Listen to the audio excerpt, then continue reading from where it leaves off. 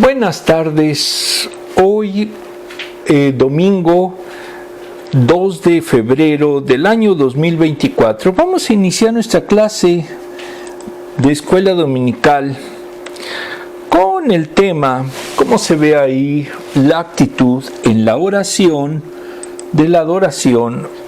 Es la sesión número 4. En el texto dice que es 3, pero en la realidad es la 4. Muy bien. Vamos a iniciar como siempre con nuestra versión en español y después veremos la versión en inglés. Nos dice en su momento el material de Lightwave de la Convención Bautista del Sur.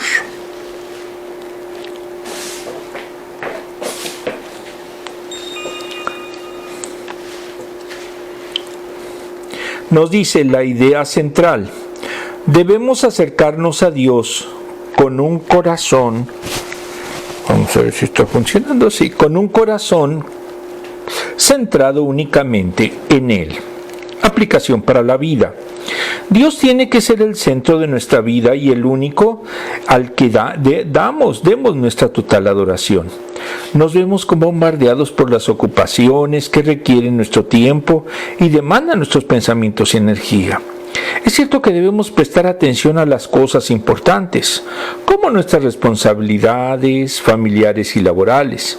Sin embargo, aunque hagamos todo lo que tenemos que hacer, nuestro enfoque nunca debe desviarse de dar a Dios nuestra adoración. Cuando mantenemos nuestros corazones y mente enfocados en Él, abordamos apropiadamente todas las demás áreas de nuestra vida. Así lo enseñó Jesús al decir: mas buscad primeramente el reino de Dios y su justicia, y todas estas cosas os serán añadidas. Mateo 6:33. Notemos que Dios no dice que primero busquemos las cosas y luego el reino. Pero si Dios es el centro de nuestra devoción y nuestro corazón está enfocado en darle adoración por encima de todo lo demás, entonces podemos confiar en que Él hace su voluntad en nuestra vida, porque eso es lo que le agrada a Él. Muy bien. En la versión en inglés es un poquito distinta.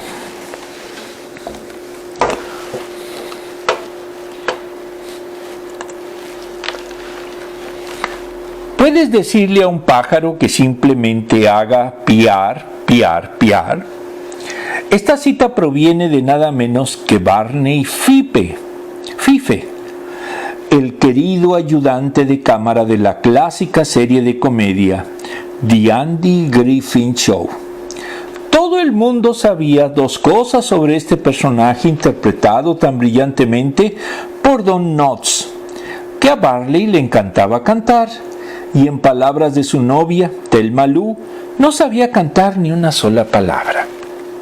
Muchos feligreses sienten lo mismo y a menudo se quedan sentados en el silencio durante el tiempo que la congregación dedica a cantar por temor a que sus voces sean una distracción. Cuando se trata de la adoración, las distracciones están por todas partes, pero nuestro canto no es el problema. Hoy exploraremos por qué el pensamiento centrado en el interior revela un problema más profundo con nuestra adoración. Centrarnos en nosotros mismos, nuestros trabajos, nuestros pasatiempos, junto con una serie de otras distracciones, son síntomas de un problema de adoración. Dios merece nuestra adoración. Cualquier cosa que ocupe nuestras mentes en lugar de Él solo nos aleja de darle la adoración que Él merece. Él puso una canción en nuestras bocas para cantar. Es hora de que bloqueemos el ruido y le cantemos. Muy bien, vamos ahora a comenzar con nuestro pasaje bíblico. Salmos 40 del 1 al 5. Al director musical, Salmo de David. 1. Puse en el Señor toda mi esperanza. Él se inclinó hacia mí y escuchó mi clamor. Me sacó de la fosa de la muerte, del lodo y del pantano. Puso mis pies sobre una roca y me plantó en terreno firme. Puso en mis labios un cántico nuevo, un himno de alabanza a nuestro Dios. Al ver esto, muchos tuvieron miedo y pusieron su confianza en el Señor. Dichoso el que pone su confianza en el Señor y no recurre a los idólatras ni a los que adoran dioses falsos. Muchas son, Señor mi Dios, las maravillas que tú has hecho. No es posible enumerar tus bondades en favor nuestro. Si quisiera anunciarlas y proclamarlas, serían más de lo que puedo contar. En el post dice claramente: digámosle al mundo las maravillas que Dios hizo o ha hecho por nosotros para alabanza de su gloria. Marcos 5:19. Vamos a ver el contexto. Primero, Salmo 40. En el libro Los Salmos de F.G. Keil y F.J. Delitzsch, nos dice, editorial CLIE, nos dicen que este salmo es un eco del lenguaje del Salmo 39. Este salmo pudo haber sido compuesto cuando David vivía en Gibea de Saúl y Ziklag. Se cita a la Torá y por ende es un salmo escrito en tiempos de Saúl. Se caracteriza por sus largas líneas, que siguen la forma de una oración, más que un canto. Ellas alternan con otras que son muy cortas. Se puede dividir en 7 estrofas de 6 líneas. Hebreos toma el Salmo número 47 como lenguaje propio de Cristo cuando viene al mundo. David, ya ungido, pero antes de sentarse en el trono, han sido modeladas por el Espíritu Santo y vienen a presentarse como palabras del segundo David, que es Cristo, pasando del sufrimiento a la gloria. Entonces la ofrenda de sí mismo viene a tomarse como conclusión y meta de los sacrificios de animales. Entonces no podemos ver al Salmo como una predicción típica. Este Salmo tiene un fuerte fondo profético que se expresa en 40:10 y 11, pero a partir de 40:12 empieza a descender ese tono profético que ya no aparece en 40:13. En el libro Comentario de los Salmos de Samuel Pagán, editorial Patmos, lo titula Alabanza por la liberación divina. Tiene 2 secciones principales que unen un canto personal de acción de gracias por las intervenciones del Señor en el pasado, versículos 1 y 10, con una súplica o lamento individual, versículos 13 al 17, que se articula desde una situación de peligro externo. En la primera parte, el salmista afirma que ante las situaciones de crisis, el Señor ha respondido de forma salvadora en el momento preciso.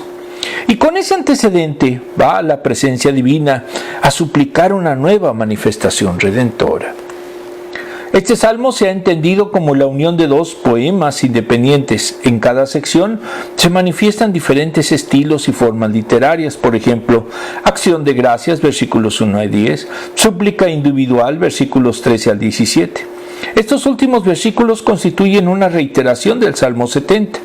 Entonces cada sección formaba un salmo independiente que finalmente se unieron para responder a las necesidades de adoración del pueblo. Este poema se utilizaba en los cultos y manifiesta una progresiva lógica desde las gratitudes por las intervenciones pasadas del Señor hasta los clamores y súplicas por las intervenciones divinas en el presente. Es probable que este salmo forme parte de la liturgia que utilizaba el rey para suplicar la intervención de Dios ante la proximidad de alguna crisis nacional. Posiblemente fue preexílico, cuando estaba en funciones la monarquía en Israel, y el autor era una persona allegada al rey, David.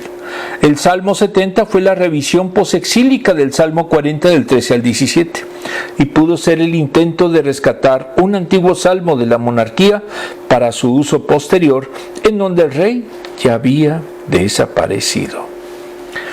En la Biblia de estudio patrística, varios autores, editorial CLIE, este Este Salmo 40, en su introducción de Atanasio de Alejandría, nos dice que si ves en la tesitura inevitable de soportar el ataque de tus enemigos y quieres aprender más sobre los beneficios de la paciencia a la hora de plantarles cara, entona este salmo. Agustín de Hipona dijo que quien habla en este salmo es Cristo. Habla en su propio nombre como cabeza nuestra, siendo nosotros su cuerpo, y otras en nuestro nombre, como miembros que somos de su cuerpo. 2. Confianza en Dios. En el libro Fe Razonable de William Lane Craig, editorial Querigma, nos dice que la vida es absurda si se vive sin Dios. Blaise Pascal, él llegó a una fe personal en Cristo en el año 1654. Empezó a escribir un libro sobre apologética cristiana, pero murió a los 39 años. Sus notas se publicaron como Pensées. Enseña que hay un Dios a quien los hombres son capaces de conocer y que hay un elemento de corrupción en los hombres que los hace indignos de Dios. Sin el conocimiento de la miseria del hombre engendra orgullo. El conocimiento del hombre, de la miseria del hombre sin el conocimiento de Dios, genera desesperación. Pero el conocimiento de Jesucristo le proporciona al hombre el conocimiento de ambos simultáneamente. Para Pascal, la condición humana es un enigma, porque es al mismo tiempo miserable como grandioso.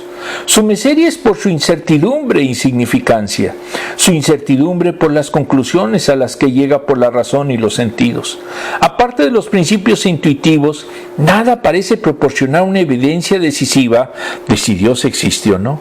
Es un punto infinitesimal, el hombre, perdido en el tiempo y el espacio. Las personas, a pesar de su situación, se niegan a buscar una respuesta o pensar en su dilema. Solo ven una especie de escapismo, pasando sus días sin buscar saber su destino. Esa indiferencia es locura. La condición del hombre debe impulsarlo a buscar saber si hay un Dios y una solución a su situación. Pero las gentes ocupan su tiempo en trivialidades y distracciones, a fin de evitar la desesperación, el aburrimiento y la ansiedad. Pero es grandioso porque es capaz de saber que es miserable. La grandeza del hombre consiste en el pensamiento. Es una caña pensante. Su dignidad consiste en el pensamiento y por él puede comprender el universo. Es consciente de su miserable condición. Esto lleva a su famoso argumento, la apuesta de Pascal, que inclina la balanza a favor del teísmo. Cuando las probabilidades de que Dios existe son uniformes, entonces el hombre prudente apostará que Dios existe. Es una apuesta que deben hacer mientras el juego esté en progreso, y se debe apostar porque ya te has unido al juego.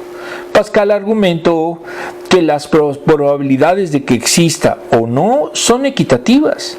La razón no es violada al tomar cualquiera de las dos opciones. La decisión debe hacerse pragmáticamente, en términos de maximizar la felicidad. Si uno apuesta que Dios existe, y de hecho existe, uno ha ganado la vida eterna y la felicidad infinita. Si Él no existe, no ha perdido nada, pero sufre una pérdida infinita, no gana nada. Entonces la opción prudente es que Dios existe. Versículos 1 al 4. En el libro de Keil y otros se toma a David como su autor, con alguna duda. Se encuentra en una situación que ha sido rescatado del peligro, pero sigue estando en riesgo su vida. Entonces la oración parece el elemento esencial del Salmo. Su esperanza no le ha engañado, Proverbios 13:12. Él ha sido rescatado y ahora puede cantar. Un canto único de acción de gracias, apareciendo así como un ejemplo para otros, a fin de fortalecer su confianza. El lodo cenagoso es una masa de agua en cuyo fondo hay barro, en la que uno pierde los pies, pero Dios los saca. Y ahora sus pies se asientan en una roca. Esta liberación hace que el salmista proclame su acción de gracias. Salmo 33:3. En el libro de Samuel Pagán, el versículos 1 al 5, pone las bases teológicas para que el rey pueda presentar sus peticiones a Dios. Le espera paciente, hace que el Señor se incline y escuche el clamor del rey. El Dios bíblico está atento a las necesidades de su pueblo y responde a sus clamores en el momento adecuado. Éxodo 3 del 1 al 15. La idea inicial es que las peticiones anteriores hechas al Señor por el rey tuvieron su contestación en el momento adecuado. La paciencia es un elemento fundamental, pues pone en la esfera humana la necesidad de demostrar su confianza en el Señor, sin tomar en consideración las presiones del grupo. Dios intervino y sacó al rey del pozo de la desesperación y del lodo cenagoso, versículo 2, que son imágenes de la crisis que tenía. Puso Dios sus pies sobre peñas y enderezó sus pasos, versículo 2. Esas intervenciones divinas generan seguridad, fortaleza y firmeza. Pasaron de la inseguridad a la seguridad, de lo frágil a lo estable, de lo que no tiene fundamento a lo que tiene una base permanente. Finalmente, esa acción hace que el rey entone alabanzas y cánticos nuevos.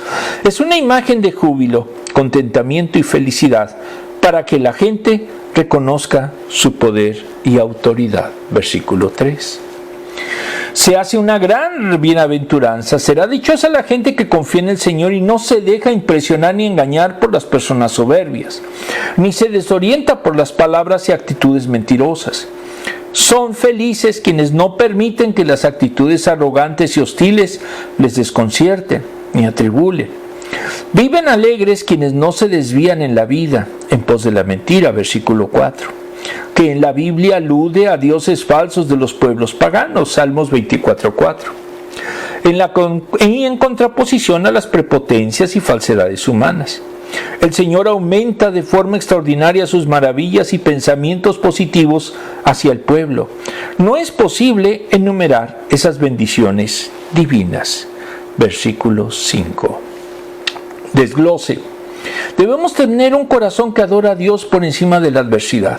El corazón que adora a Dios confía en que Dios obra sin importar la situación que estemos enfrentando. El verdadero adorador es: 1. La adversidad no debe limitar nuestra adoración, aunque esté en el pozo de desesperación, en medio del lodo cenagoso, que es sepulcro o Seol, asociado con la muerte. 2. Aún en esa situación, dijo que espera pacientemente al Señor y clama por su liberación. Dios obrará a su tiempo y su manera, y Él cuida de nosotros en todo momento.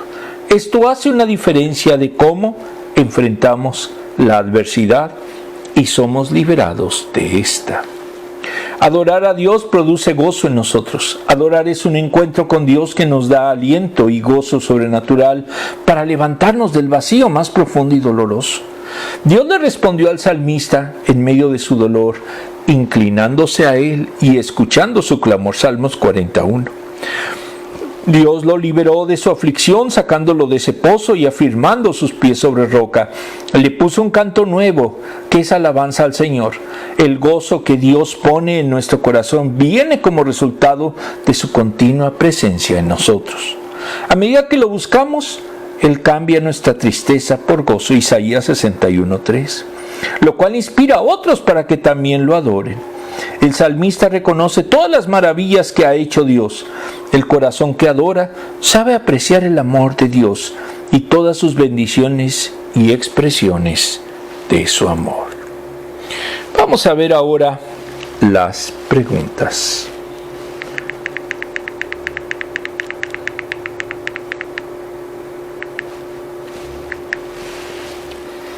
La 1. ¿Desea tu corazón adorar a Dios y buscar su reino en primer lugar? Si es un verdadero adorador, sí. Si no, pues no lo quiere ni ver.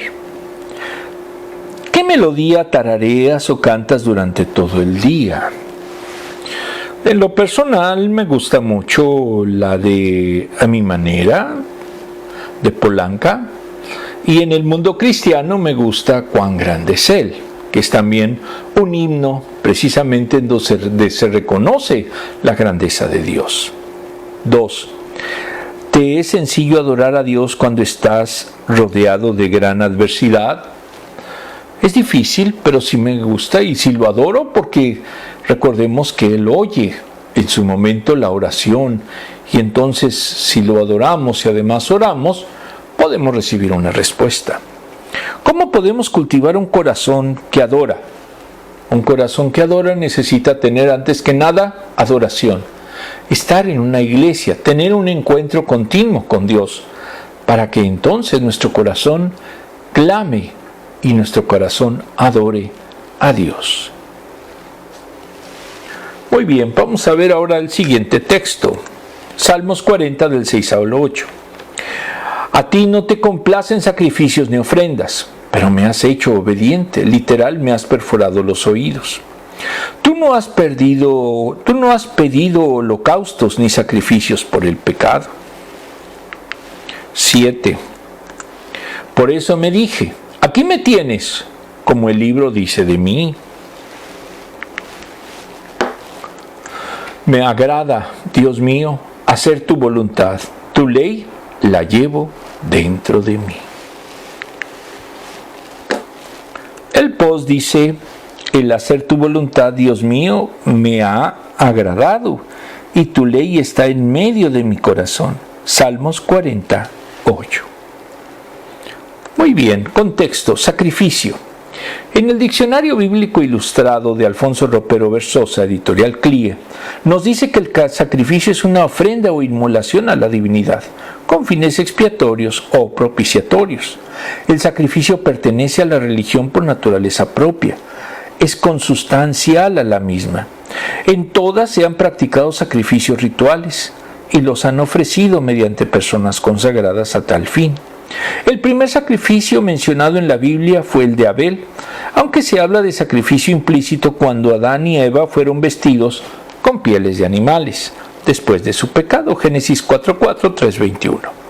Los profetas en las etapas de decadencia espiritual criticaron los sacrificios que solo eran una rutina legalista. Y les decían que obedecer era mejor que los sacrificios y el prestar atención que la grosura de los carneros. 1 de Samuel 15:22. Dios busca misericordia y no sacrificios, Oseas 6:6. Cristo es el antitipo de todos los sacrificios. Él es el siervo de Jehová que entrega su vida en rescate de la multitud, Isaías 53:5. El Cordero Pascual que quita el pecado del mundo, Juan 1:29 y 36. La nueva alianza que completa la del Sinaí, sellada con su sangre, Mateo 26:28. 4. Corazón. En el Diccionario Bíblico Ilustrado nos dice que viene del hebreo lev y levav y del griego cardia. Es el órgano central de la vida física que es necesario sustentar como se sustenta el cuerpo. Génesis 18:5, Jueces 19:5. Es el asiento de las fuerzas del alma, inteligencia y facultades espirituales, y de los sentimientos y las pasiones. Es lo interior del hombre que solo Dios conoce. 1 de Samuel 16:7, Jeremías 17:10. En el corazón habitan los pensamientos del hombre, Jueces 5:15. Con él se es sabio y entendido por la gracia de Dios, Éxodo 36:2, Primera de Reyes 3:12. En cuanto designa la totalidad del ser humano, con todo el corazón, equivale a con todo el alma, Deuteronomios 4:29, 6:5 y 10:12 y 30:2. El corazón se puede endurecer hasta el punto del olvido de Dios y su justicia. Éxodo 4:21 y 9:7. Equivale a cerrarlo. Isaías 44:18. De allí el constante llamado profético a su apertura y conversión de corazón. Deuteronomio 32:10, Jeremías 24:7, Ezequiel 11:19. Versículos 5 al 8. En el libro de Keil y otro, el salmista considera feliz a quien pone su confianza en Dios, ese Dios que se ha manifestado en Israel con sus obras maravillosas, Jeremías 17:7. Bienaventurado el hombre que puso en Dios su confianza. Muestra el carácter davídico de este lenguaje. No debe de poner su confianza en sí mismo, como lo hacen los impetuosos o violentos, que con su arrogancia destruyen todo lo que encuentran y se desvían por la mentira. Salmos 101:3. Son los apóstatas los que buscan lo que es falso en vez de la verdad. El versículo 5. En el versículo 6 dice que aquel que confía en Dios es supremamente feliz y se ve a Dios que gobierna sobre su propio pueblo. No hay nadie que pueda compararse con Dios. Sus obras son demasiado numerosas como para que puedan contarlas. Salmo 139, 17, Jeremías 5, 6. Por la grandeza del Señor, el salmista tiene que abandonar la tarea de contarlas, porque el que trate de hacerlo siempre quedará corto. En los versículos 7 a 9, grandes y diversas son las pruebas de su acción amorosa. ¿Cómo puede el salmista darle gracias por ellas? Dios no se deleita en sacrificios externos, a través de sacrificios de animales, y de acuerdo a su finalidad, el sacrificio por los pecados. Versículos 6 a 8. En el libro de Samuel Pagán, que las referencias a los sacrificios y ofrendas, versículos 6 y 7, deben entenderse a la luz de las leyes y mandamientos a los reyes que aparecen en el libro de Deuteronomio, versículo 6. Posiblemente se refiere a la Torá de los reyes, Deuteronomio 17, del 14 al 20. No son solo las exigencias culticas del monarca, sino con las dimensiones internas y espirituales de sus responsabilidades. Dios exige al rey y al pueblo algo más que sacrificios, ofrendas, holocaustos y expiaciones. Hacer la voluntad divina es mucho más importante que llevar a efecto ritos o tradiciones. Cumplir con las demandas morales y éticas es superior a las ceremonias. Tener la ley en el corazón es mejor que memorizarla e ignorarla y no cumplirla. Primera de Samuel 15, 22. No es rechazar el sistema de sacrificios, sino ponerlos en justa perspectiva. Las ceremonias externas deben fundarse en compromisos serios que nazcan en el interior de las personas. La frase "has abierto mis oídos" es la acción divina que prepara a las personas para escuchar, atender y aceptar la voluntad divina. Esto genera en las personas obediencia y fidelidad. Desglose. La desobediencia a Dios y a su palabra nos lleva a una verdadera adoración. La obediencia a Dios y a su palabra nos lleva a una verdadera adoración. Si no obedecemos su voluntad, no lo adoramos. El rey David adoraba a Dios, le cantaba exaltando sus atributos. Esta es una forma de adorarlo. Para adorar hay que involucrar al corazón y, por tanto, nuestra obediencia a Dios. Esa obediencia nos lleva a una comunión de intimidad con Dios y no podríamos disfrutar de otra manera. Obedecer a Dios no debe verse como una obligación o causa de angustia. David sabía que debía vivir con obediencia a Dios. Le agradaba hacer su voluntad. Esto es lo correcto. Y adorarlo produce gozo, obediencia y adoración. Estas tres cosas siempre van de la mano. La obediencia a Dios involucra el corazón. La palabra enseña que guardemos sus mandamientos y estos no son gravosos. Primera de Juan 9:3. La falsa adoración sucede cuando el corazón no está involucrado. Entonces nuestras acciones no le dan gloria a Dios. El corazón rendido de la persona es lo que realmente agrada a Dios. Podemos hacer buenas obras, ser altruistas, pero puede que nuestro corazón esté lejos de agradar a Dios. Amar a Dios y su palabra es vivir de acuerdo a sus preceptos y mandamientos. Y la palabra de Dios nos lleva siempre a amarlo a Él por sobre todas las cosas. Deuteronomio 6:4 dice que Dios uno es y lo amarás con todo tu corazón, tu alma y con todas tus fuerzas. Muy bien, vamos a ver las siguientes preguntas.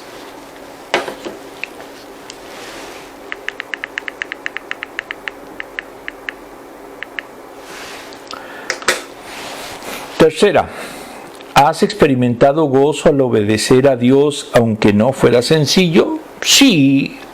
De hecho, este ministerio surgió precisamente por la situación que pasó en la escuela, en la iglesia de Hueslaco, y no dejamos que se muriera, y ha seguido pues ya más de 2 años después. ¿Qué obstáculos nos impiden a menudo escuchar a Dios? No oramos, no lo adoramos, no vamos ni siquiera muchos a la iglesia. Entonces, ¿qué pasa? Pues no podemos decir que tenemos comunicación con Dios. ¿Por qué es importante adorar y alabar a Dios en comunidad? porque así es la forma más fácil en que podemos crecer espiritualmente. Si tenemos un don, debemos de utilizarlo en la iglesia. No es para un tesoro particular que nunca se usa. ¿Cuáles son algunos de los beneficios de obedecer voluntariamente la voluntad de Dios? Pues simplemente que nos permite estar en comunión con Él, y si estamos en comunión con Él, hay gozo. Los últimos versículos. Salmo 40 del 9 al 11. En medio de la gran asamblea he dado a conocer tu justicia. Tú bien sabes, Señor, que no he sellado mis labios. 10. No escondo tu justicia en mi corazón, sino que proclamo tu fidelidad y tu salvación. No oculto en la gran asamblea tu gran amor y tu verdad.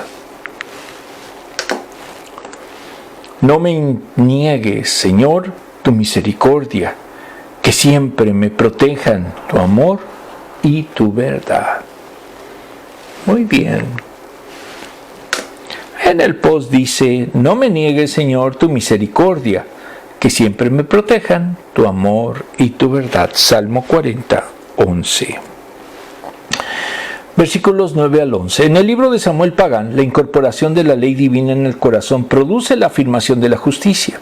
El resultado de la identificación y el reconocimiento de valores importantes en la ley del Señor hace que la gente anuncie la justicia, publique la fidelidad, celebre la salvación, no oculte su misericordia y promueva la verdad. Esos valores de la ley se convierten en expresión pública, se manifiestan en la gran congregación, versículo 10, que puede ser una referencia tanto a la comunidad que se adora en el templo como a todo el pueblo de Israel. En los versículos 11 y 12 se hace una transición de las dos secciones del Salmo. Se mueve del reconocimiento público de las manifestaciones de Dios en el pasado al reclamo de la acción divina en el presente. El tono de la oración se modifica para poner de manifiesto la naturaleza de la crisis, para revelar la gravedad del problema. La oración es un anhelo de misericordia y de petición, para que la verdad divina le acompañe para siempre. Reflexión. En el libro 95 Tesis para la Nueva Generación de Lucas McNeen, editorial CLIE, vemos la número 13. El autoritarismo es un insulto al Evangelio y no debería tolerarse en ninguna iglesia, y agregaría en ningún país. Lutero era un déspota, creyendo que llevaba una misión espiritual y descargaba su tiranía más explícita contra aquellos que cuestionaban sus ideas o métodos. Incluso dijo que nosotros estamos seguros de que tenemos razón. Esto no basta.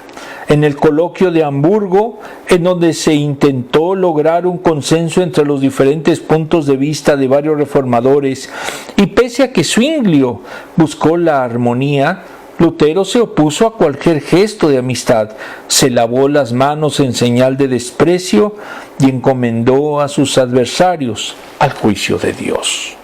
Era intolerante. Incluso Melanchthon, supuesto amigo de Lutero, compartió que había vivido en constante humillación. Lutero lo había sometido a un servilismo terrible durante todo su ministerio. Lenius, que se burló de Lutero, provocó que éste pidiera la pena de muerte para el insolente. A Johannes Agrícola, era su amigo íntimo, a él le encargó que atendiera todo durante sus audiencias en el púlpito de la iglesia de Wittenberg, sus clases en la universidad y el cuidado de su familia. De repente predicó de una manera llamativa, utilizando palabras y énfasis distintos a los que empleaba Lutero. Entonces Lutero lo censuró y atacó cualquier innovación.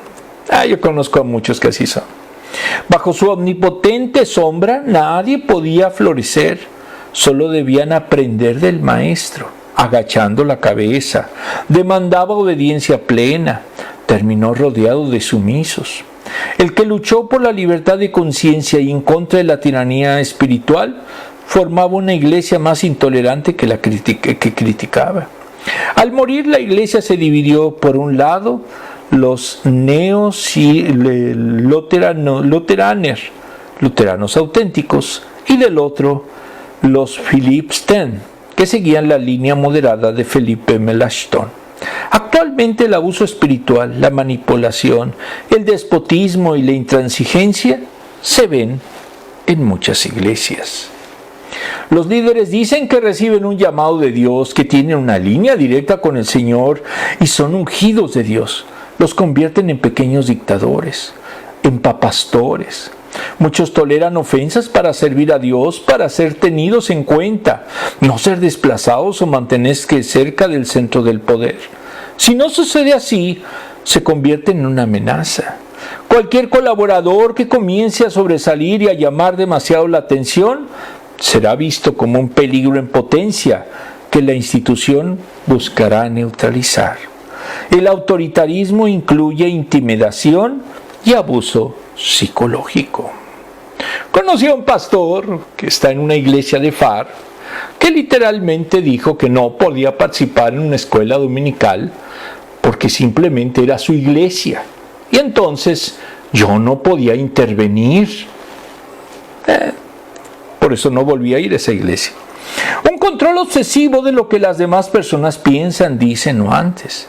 Exigencias desmedidas o expectativas irreales. Acusaciones falsas y murmuración por lo debajo.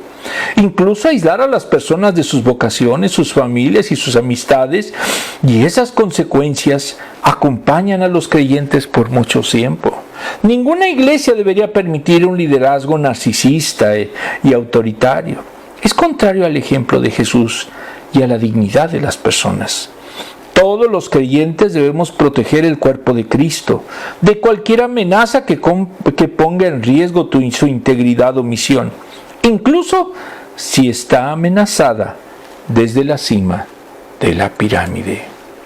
Y si después de intentar con oración, paciencia, amor y ganas la estructura sigue ignorando los llamados de atención,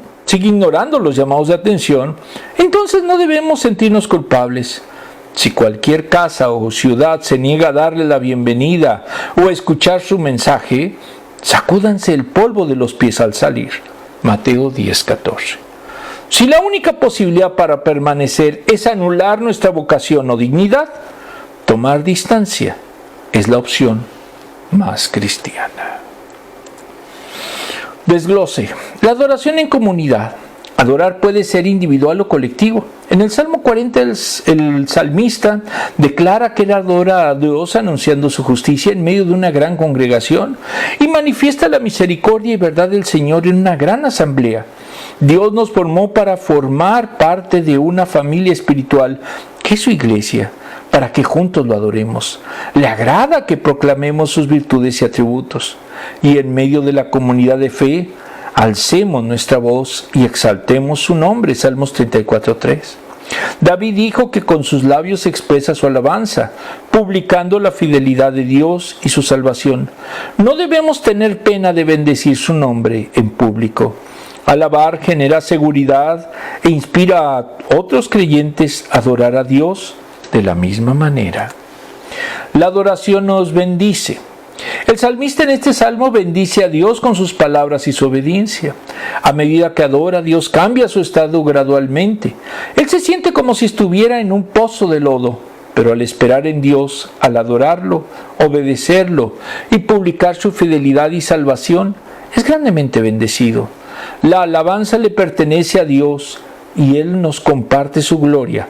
Pero al bendecir a Dios en completa y total adoración, nosotros seremos grandemente bendecidos como parte de esta comunión con Dios. Pide que la misericordia y la verdad de Dios lo acompañen y lo guarden siempre. Y experimentaremos bendición solo cuando adoramos al Señor y vivimos bajo su voluntad. De nada sirve que usted adore hermosamente al Señor, que cante muy bonito, que sepa tocar un montón de instrumentos, pero que vive en pecado y no tenga una vida moral reconocible. La última pregunta.